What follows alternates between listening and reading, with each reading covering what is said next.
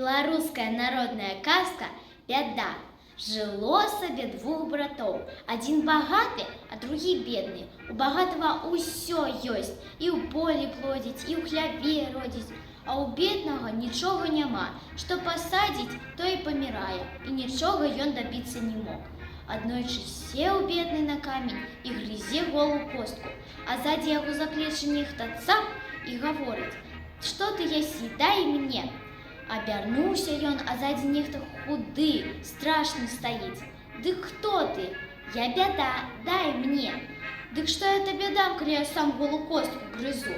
Пригляделася бяда, а у костцы кропелька шпіку ёсць.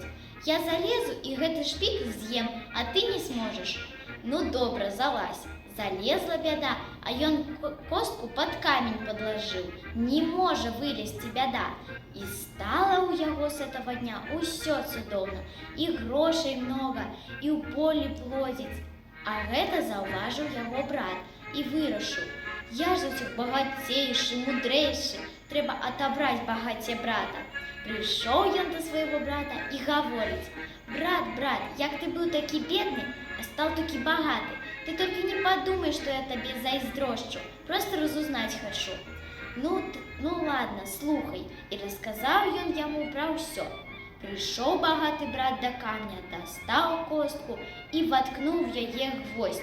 Бяда вылезла, а до прошлого пана боится идти. И пошла яна за тым, кто яе выпустил. И стало у яго с этого дня усё дрэнна. И грош мало, и у полі ўсё памірае. Вот чаму зайздросціць дрэнна.